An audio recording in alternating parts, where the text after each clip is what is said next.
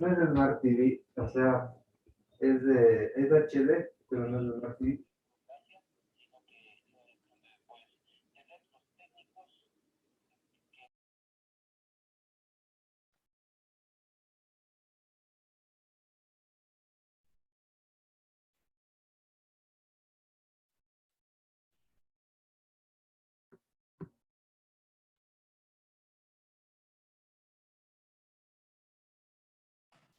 Buenas tardes con todos. Esperemos un minutito a que se conecten todos, por favor, y empezamos la clase.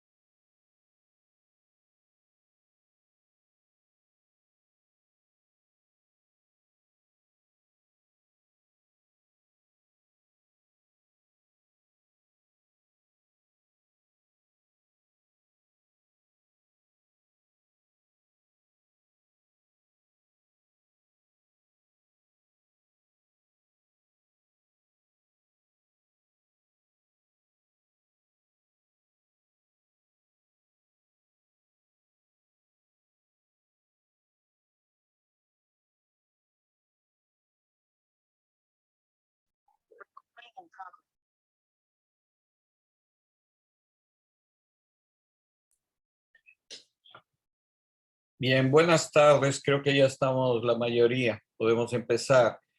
Eh, Habíamos quedado en esta semana en revisar la película Luces de la Ciudad de Charles Chaplin y también el texto acerca de la dramaturgia de los clásicos.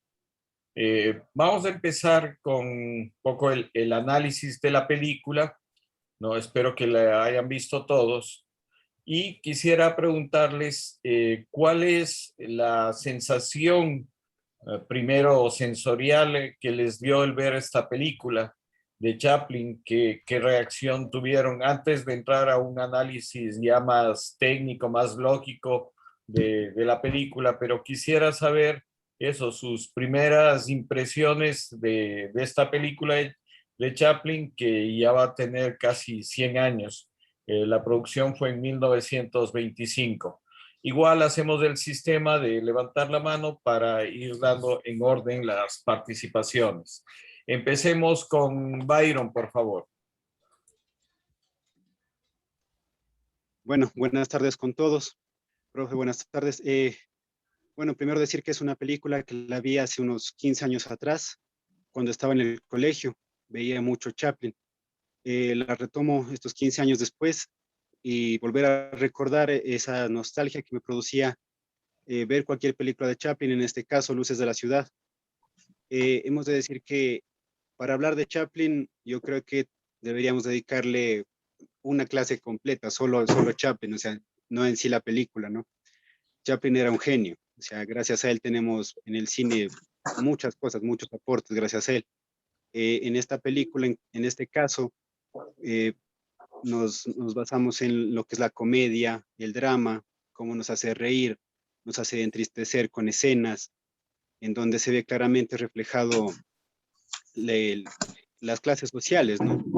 La discriminación que existe también con las clases sociales, los ricos y los pobres, como el borrachito millonario se hace amigo de Chaplin solo cuando está borracho y cuando ya no está ebrio, él lo aleja de él, de su amistad, como Chaplin se enamora de la chica rubia vendedora de rosas y al final ella recupera la vista y es una escena muy dramática, ¿no? Entonces, igual escenas coreografiadas como la del box, como la del el baile, son escenas extremadamente bien coreografiadas, o sea, Chaplin era muy perfeccionista y eso es lo que me dejó como impresión, ¿no? O sea, solo simplemente agradecer a Chaplin por haber hecho tantas cosas, tantos aportes que tenemos hasta hoy en el cine. Y esa película es lo que es, refleja el trabajo de Chaplin, pero en grande. O sea, es una de las cosas máximas que hizo Chaplin, Luces de la Ciudad, porque ahí refleja su profesionalismo, a pesar de que investigué que en esa época él andaba peleado con la protagonista, con la chica rubia que era vendedora de rosas. Aún así, los dos fueron muy profesionales para desarrollar sus papeles, mostrarnos el amor que se sentían en los personajes. Y eso, Chaplin era lo máximo. Gracias, profe. Gracias, Byron. Sí, tú acabas de topar un elemento que mucha gente no conoce y que esta producción, Luces de la Ciudad, se demoró 2 años en salir justamente por los problemas que había entre la actriz y Chaplin, ¿no? Pero como tú marcas, efectivamente, la profesionalidad de ambos no se nota esos problemas fuera del set que muchas veces ocurren, ¿no? Sino que más bien nos dan el mensaje claramente. Vamos, por favor, con Leonela. Leonela, te escuchamos. Buenas noches con todos. Mi opinión acerca de la película es la primera vez que la veo. No, es la primera vez que veo a Chaplin, lo he visto, pero en algunos cortos y así, y me encantó mucho la película. La producción, ese mensaje que quiere dar, como ya dijo mi anterior compañero, sobre lo de las clases sociales, y también la producción detrás de cámaras, ya que él tuvo muchas emociones para ese entonces. El problema que tuvo principalmente con la actriz fue que él quería perfeccionismo en cada una de las escenas de ella. Y ella en ese sentido se sintió incómoda y como ella bien lo dijo en un mensaje, dijo en una entrevista que ni ella le agradaba a Chaplin ni a Chaplin le agradaba a ella. También podemos tomar en cuenta que Chaplin dijo que, bueno, muchos comentaristas dicen que Chaplin se basó en esa película en cosas de su vida real, que son el alcoholismo que tenía su padre, también su madre que sufría de trastornos mentales y en ese entonces había muerto. Entonces se basó en eso y es una película que cuando la llegas a conocer a fondo, tanto en escena como detrás de cámaras, te deja impactado y te deja un mensaje muy fuerte en lo que se basó él. Muchas gracias.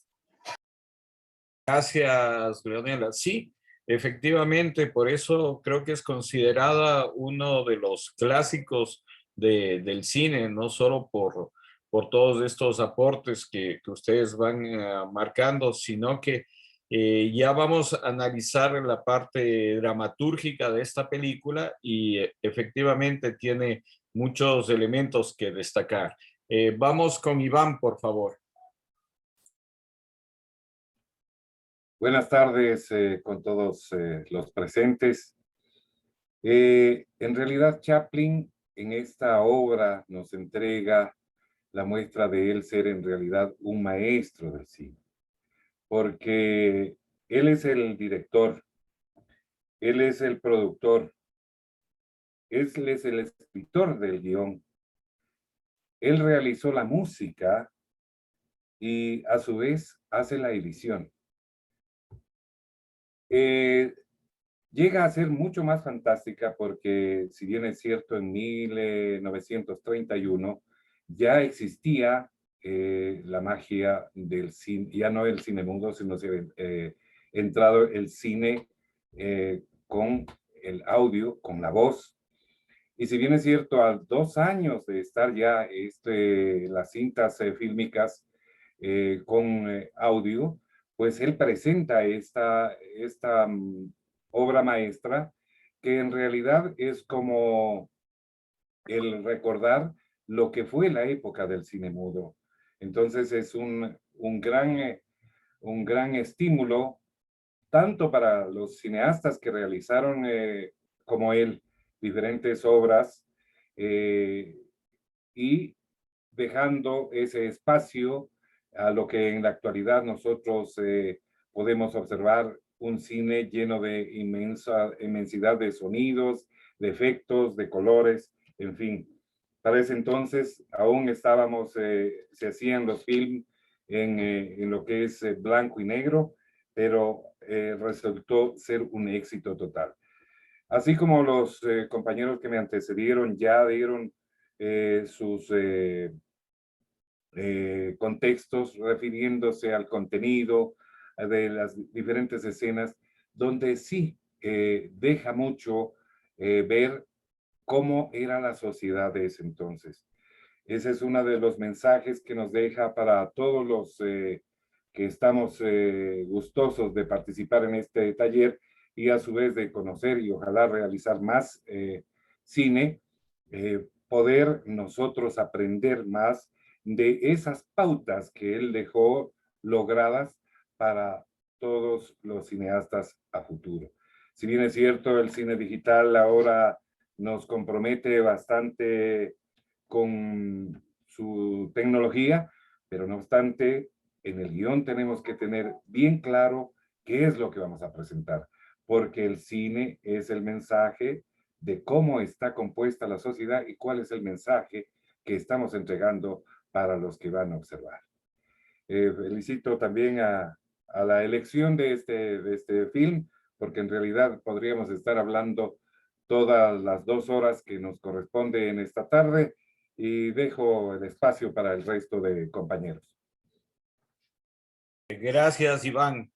Sí, es uno, para mí, una de las películas que así pase otros 100 años, yo creo que la gente va a seguir disfrutándolo, ¿no? Porque es, como se dice, una obra maestra, ¿no? Y esas películas habrá que seguirlas viendo, seguirlas disfrutando. Vamos, por favor, con Ramiro. Hola, buenas tardes. A ver, me parece que esta película de Chaplin, y en general las películas de Chaplin son básicamente para disfrutar más que para analizar, ¿no? Son una maravilla. Uno entra a un tobogán de sensaciones, realmente le toca la fibra en varios sentidos. Aparte de lo que han dicho los compañeros y compañeras, yo quería resaltar algo, y es que me gustó mucho la simbiosis que se da entre las imágenes de movimiento y la música y los efectos sonoros. Me parece que se logra una conjunción realmente maestra. En la película hay partes en las que se corta, entonces uno extraña la música, uno extraña los efectos sonoros porque sí, la imagen en movimiento, a pesar de que es cine mudo, pero ya se logra ese empate con la música, se logra el empate con los efectos sonoros y uno ya se mete en esa lógica, ¿no? Y entonces cuando se corta el sonido, uno extraña eso. Eso era lo que quería relevar, aparte de lo que ya he dicho. Gracias, Ramiro. Sí, efectivamente, como dijo Iván, la música es compuesta por Chaplin, ¿no? Él era multifacético, o sea, no solo director, productor, actor, músico, editor, o sea, realmente era un genio. Chaplin era un genio, ¿no? Y esta es una parte de toda su filmografía, ¿no? Tiene películas que son consideradas dentro de la historia del cine como La Quimera del Oro o Tiempos Modernos, El Gran Dictador, Candilejas, o sea, la producción de Chaplin, como alguien dijo, realmente es para estudiarlo, ¿no? Es uno de los grandes maestros del cine, y no solo el cine, de la actuación. Yo creo que es muy importante en la actualidad que los cómicos que incursionan en la televisión deberían ver a Chaplin, deberían tener la referencia de los grandes maestros, porque lamentablemente en nuestro medio el hacer comedia en televisión, no solo en la televisión, en el teatro también he visto es solo la patanada, el doble sentido, pero no el chiste es inteligente, el chiste mordaz, la ironía que manejaba Chaplin, ¿no? Entonces, yo creo que sí, o sea, no solo los cineastas, los actores deberían estudiar a Chaplin, porque realmente son grandes las enseñanzas que nos dejan. No sé si alguien más quiera dar sus apreciaciones como decía, desde un punto de vista sensible, o sea, desde lo que nos impactó, porque después ya vamos a pasar al análisis ya más de la parte dramatúrgica de esta película, en donde vamos a destacar esos tres momentos que conforman el guión. No sé, antes de pasar a esta otra parte, si alguien quiere expresar algo más. ¿No?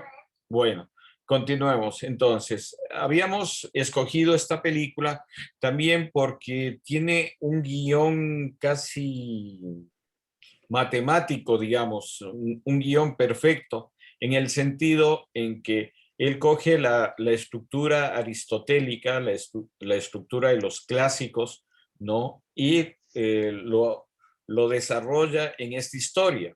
Esta historia tiene ese primer momento en donde aparece el conflicto, tiene el desarrollo del conflicto, tiene el desenlace, el clímax y tiene el epílogo. O sea, es una estructura perfecta. Yo quisiera pedirles que ustedes ahora hagamos el análisis de cuáles son esos tres momentos dramáticos que contiene esta película. Tomando en cuenta una cosa, ustedes tienen que entender que en toda obra siempre hay una trama principal que es la que mueve la historia, pero tenemos también subtramas secundarias, ¿no? Que nos ayudan a que se vaya desarrollando la historia principal. Pero siempre tenemos una historia principal, una trama principal, ¿no? En todos los guiones, en todas las composiciones, siempre vamos a tener una estructura dramática, como se dice, madre, una columna vertebral, y vamos a tener las subtramas que atraviesan esto. Entonces, yo quisiera primero que partamos del análisis de cómo está estructurado este guión. Si ustedes pueden, ya un poco distanciándonos de esta parte emotiva, analizarlo, el guión de esta película, o sea, los tres momentos dramáticos, en donde hay el punto de giro, ¿no? Y en donde hay el segundo punto de giro para dar paso al desenlace. Igual que vayan levantando la mano para que puedan ir participando. ¿Quién quiere dar sus apreciaciones? ¿No? Ya analizando esta película. Yo les ayudo algo. La primera escena siempre y en todos los manuales de guión nos dice, en la primera escena tienes que presentar al personaje, tienes que presentar el contexto en donde se va a desarrollar la historia, ¿no? Y cuál es la trama principal. Entonces, Chaplin empieza, digamos, una construcción clásica, ¿no? Porque nos empieza presentando al vagabundo dormido en una estatua que la van a inaugurar, ¿no? Y ahí empieza todo su carrera. Nos da bastante información de que es un vagabundo, de que no tiene dónde dormir. Entonces, como les digo, está bien construido ese guión. Vamos con Gary, por favor. Hola, hola. A ver, no sé si esté bien, pero para mí como que el punto de giro y del inicio del conflicto es cuando Chaplin descubre la ceguera de la chica, ¿no? Cuando se da cuenta de la ceguera de la chica y a partir de él, de allí, es como que se desarrolla todas las aventuras que él empieza a crear, ¿no? Se empieza a buscar un trabajo, empieza a relacionarse con este millonario y hace un montón de cosas para solucionar el problema del arriendo también. Me parece que quiere solucionar. Entonces, y así como subtramas, serían estas situaciones en las que se mete Chaplin, ¿no? Primero se relaciona con, bueno, se enamora de la chica y piensa cómo ayudarle. Luego se relaciona con este millonario, de ahí busca un trabajo, vive esta cuestión de que es desconocido también por el millonario y hasta que, bueno, también va a la cárcel y todo eso.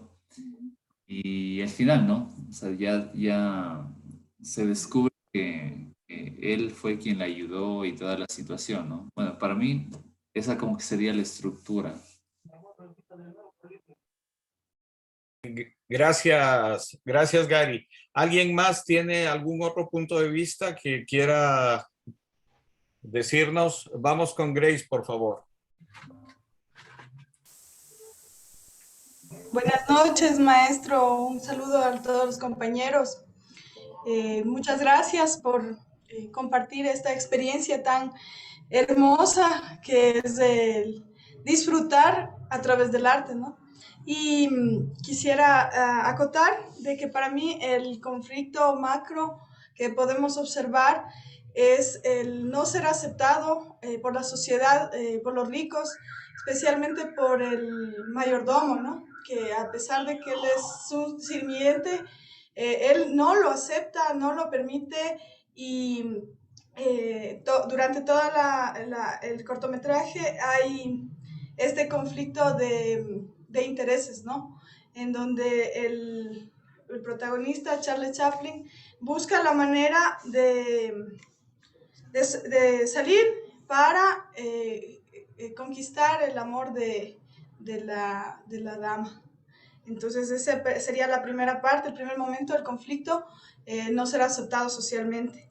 De ahí, dentro del desarrollo, todas las cosas que él hace para lograr ayudarle, ¿no? Especialmente, como dijo Gary, en el arriendo y el desenlace, el desarrollo, el terminar en la cárcel para ayudarle al amor de su vida. Gracias. Gracias también, Grace. Les doy algunos parámetros que son importantes para entender una historia. Siempre el conflicto avanza con los protagonistas. En toda historia nosotros tenemos un protagonista, tenemos un antagonista, ¿no? Tenemos personajes secundarios, ¿no? Pero siempre tenemos un protagonista o varios protagonistas. Veíamos, por ejemplo, que en El Acorazado el protagonista no era un solo personaje individual, era el colectivo, eran los soldados o el pueblo que quería representar, ¿no? Pero siempre vamos a tener un protagonista, sea individual, sea colectivo, siempre vamos a tener, o un grupo de protagonistas, ¿no? Hay películas norteamericanas en donde es un grupo el protagonista, ¿no? Entonces, y no son norteamericanas, sino en todas partes tenemos varios protagonistas. Pero lo importante es cuando nosotros analizamos, es el conflicto siempre hace avanzar al protagonista. Cuando nosotros vemos una película bien hecha, el personaje no es igual cómo empieza la película y cómo termina. Siempre tiene que haber una transformación en el personaje. Si nosotros no logramos que haya una transformación en el personaje, no estamos logrando un buen guión, no estamos logrando una buena trama, ¿sí? Entonces, eso es importante. El personaje siempre tiene que transformarse. Entonces, en esta historia, fíjense lo bien hecha que está.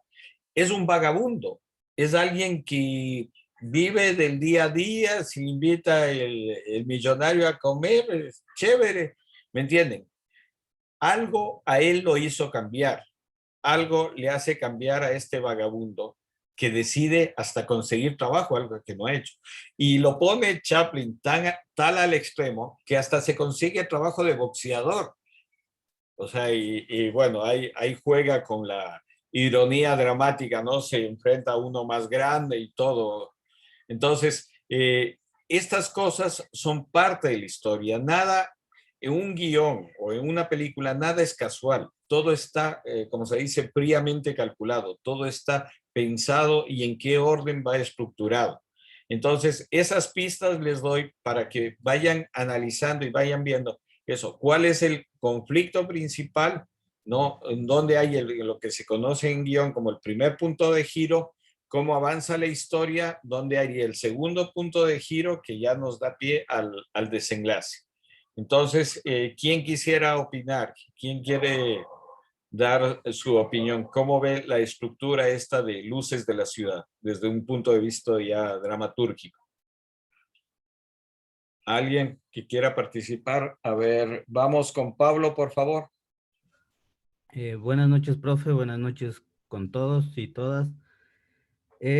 Según el análisis que hice para mi manera de ver es, el primer punto de giro es en la escena que sucede el disparo con el amigo entre comillas, el amigo de Chaplin, que después lo invita a la fiesta. Porque en ese momento ya vamos conociendo al protagonista y al antagonista.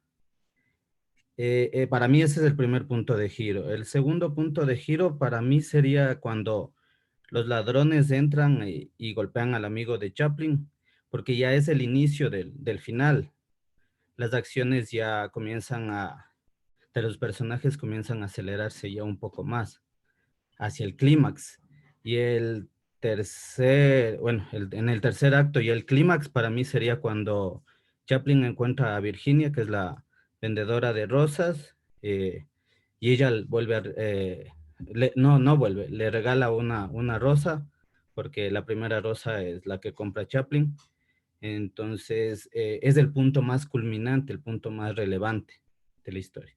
Eso sería lo que logré hacer. Bien, muchas gracias, Pablo.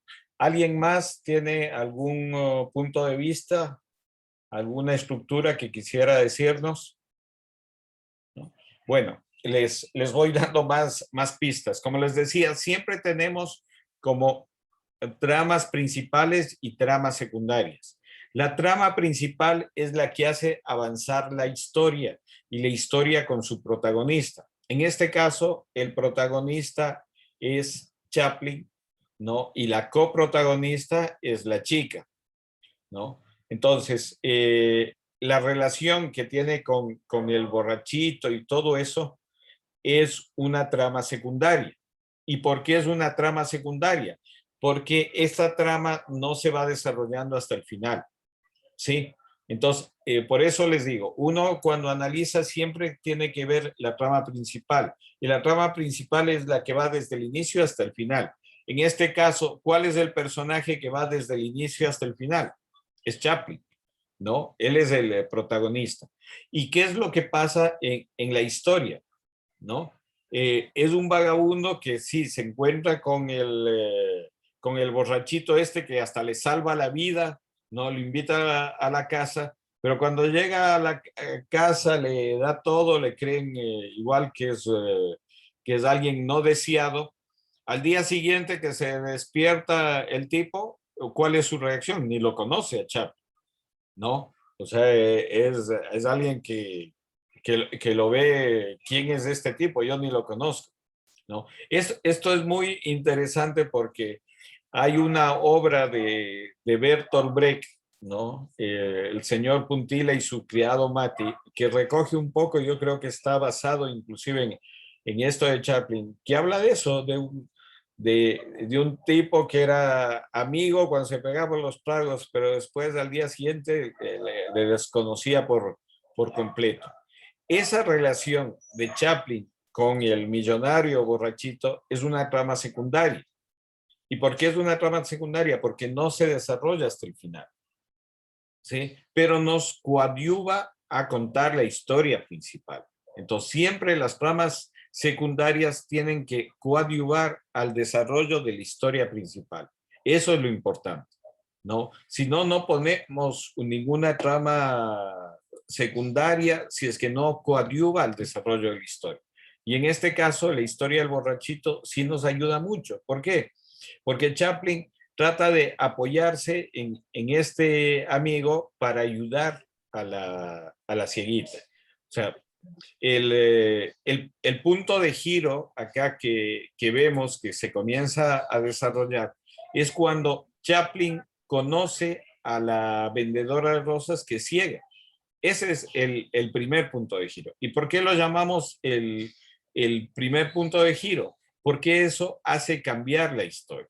Fíjense en que él estaba feliz con su amigo borrachito, inclusive él puede seguir en ese ambiente.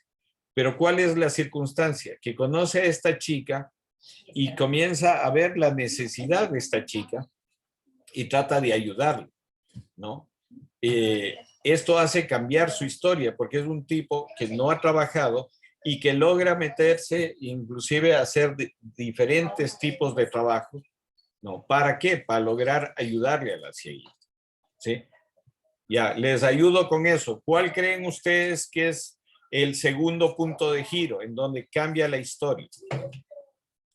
¿Quién quiere analizar? ¿Quién quiere opinar? Ya les digo, es importante esto porque esto nos ayuda a que entre todos analicemos la historia. ¿Quién quisiera participar? Vamos con Vladimir, por favor.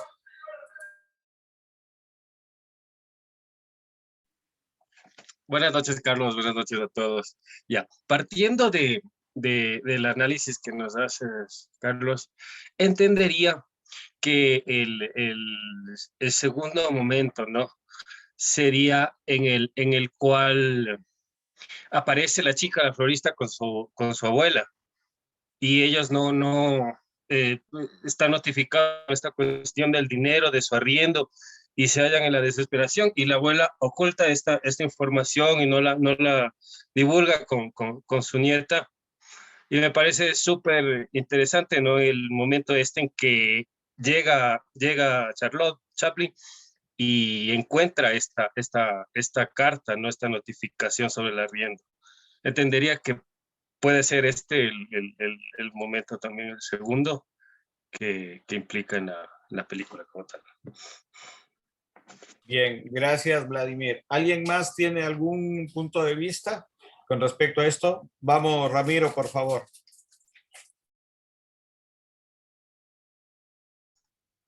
Yo creo que el segundo punto de giro es cuando Chaplin le salva la vida al millonario, porque a partir de ahí se genera ya otra dinámica que coadyuva al hilo conductor, que es el del romance con la chica, con la florista. Bien, gracias, Ramiro. ¿Alguien más tiene alguna opinión? ¿Alguien más quiere participar? ¿Nadie más? Bueno, igual les voy a dar algunos datos. Como les decía, siempre tiene que ver con la trama principal, que son los protagonistas. Entonces, siempre el punto de giro hace cambiar al personaje. Como habíamos visto, el primer punto de giro es cuando Chaplin conoce a la florista, que es ciega, se da cuenta de su condición, que es ciega. Y además se da cuenta, porque le acompaña a donde ella vive, se da cuenta de que ella tiene muchas necesidades, ¿sí? Entonces, él trata de ayudar. Por eso llamamos un punto de giro, porque la historia del personaje principal gira. El segundo punto de giro también hace cambiar la historia del personaje, ¿no? Y en este sentido, el punto de giro que ocurre en esta historia y que está bien marcado es cuando Chaplin le da el dinero a la cieguita. Ese es el punto de giro. ¿Por qué? Porque esto trae consecuencias al personaje. ¿Cuáles son las consecuencias que le trae al personaje? Es que lo meten preso. ¿Y cuál es la consecuencia también de haber dado el dinero a la cieguita? Que la cieguita se puede operar y le cambia la vida, ¿no? Entonces, si ven, los puntos de giro están marcados claramente con los personajes y con la historia, lo que hace cambiar la historia. Como les decía, la historia de Chaplin con el borrachito millonario es una trama secundaria que sí nos ayuda a la historia, pero no es la historia principal. ¿Por qué no es la historia principal? Porque con el borrachito se conocen, los lleva a la casa, pero después lo desconoce. Después, otra noche se encuentra, ¿no? Él se topa, Chaplin le cuenta un poco la necesidad y el tipo le da la plata, pero después se arma, cuando llegan los ladrones a la casa, se arma la confusión esta, ¿no? Esto ya en dramaturgia o en el guión las llamamos las ironías dramáticas, ¿no? Llegan los asaltantes a la casa, ¿no? Y al que culpan del robo es a Chaplin, al vagabundo, ¿no? Inclusive todos estos malos entendidos ayudan o coadyuvan al desarrollo de la historia, pero no nos desenfoquemos de la historia principal. La historia principal es la de Chaplin, que conoce a la cieguita, trata de ayudarle, ¿no es cierto? Comienza a hacer diferentes tipos de trabajo, pero después el millonario le da un dinero que él aprovecha para entregarle a ella. Cuando él realmente le entrega este dinero, esto tiene consecuencias. ¿Por qué? Porque a Chaplin lo meten preso. Chaplin se va preso, la cieguita se opera. Entonces, este segundo punto de giro nos da pie al desenlace. ¿Y cuál es el desenlace? Que él, después de unos meses que estaba en prisión, sale y se encuentra con esta cieguita que pensaba inclusive que no le iba a reconocer, ¿no? O sea, Chaplin no sabe que si la va a reconocer, pero cuando le toca la mano, ella le reconoce, ¿no? Y es tan linda la historia que deja como un final abierto de decir qué va a pasar con esa historia. No sabemos, ¿no? O sea, por eso digo, es una estupenda construcción dramática porque tiene los tres momentos. Y fíjense en qué sencilla que es la historia. Es una historia que tiene pocos personajes, ¿no? Pero es una historia universal. O sea, siempre va a haber ricos y pobres, siempre va a haber las diferentes estratos, clases sociales, ¿no? Y a lo largo de la historia siempre ha habido. Las historias que más nos impactan justamente son estas historias. Si no, acuérdense de Espartaco, ¿no? Espartaco, ¿por qué ha trascendido tanto a lo largo de los siglos, de los años? Por eso, porque es una historia también de rebeldía, de alguien que quiso oponerse a todo un sistema. Entonces, estas son las historias, digamos, que nos impactan, que nos llegan. ¿Alguien más quiere dar su punto de vista? ¿Quiere participar? ¿O tienen alguna pregunta con respecto a esto? A lo que les decía, tramas principales o tramas secundarias. Solo una cosa, nos queda 2 minutos. Si se desconecta, por favor, nos volvemos a conectar enseguida. Vamos con Iván, por favor. Sí, Charles Chaplin tiene en realidad un montón de admiradores. Podemos ya citar de que con la presentación de este film, que en esa época, en el año 31, pues apenas lo presentó, él ya tuvo más de unos 4 millones de admiradores y de seguidores. Y si bien es cierto, hasta hoy en día le seguimos, y me incluyo yo, en el análisis de varios de los films que él ha desarrollado, como El Circo, El Vagabundo, etcétera, aparece el tema referente a Virginia Shirley, quien es una amiga de él. Y si bien es cierto, Chaplin dice que estuvo buscando a diferentes actrices, se contactó con ellas y no decidía cuál de ellas iba a ser el papel que le correspondió a Virginia hacer de ciega. Y resulta de que se encuentran en la playa con esta chica y ella le propone o le solicita participar en alguno de los films. Él acepta y en las primeras pruebas que hacen de cámara, pues en realidad ella llegó a integrar de una forma increíble. Esa es también una parte que debemos observar, que incluso los personajes que van a integrar en los primeros espacios para hacer los giros, incluso depende también mucho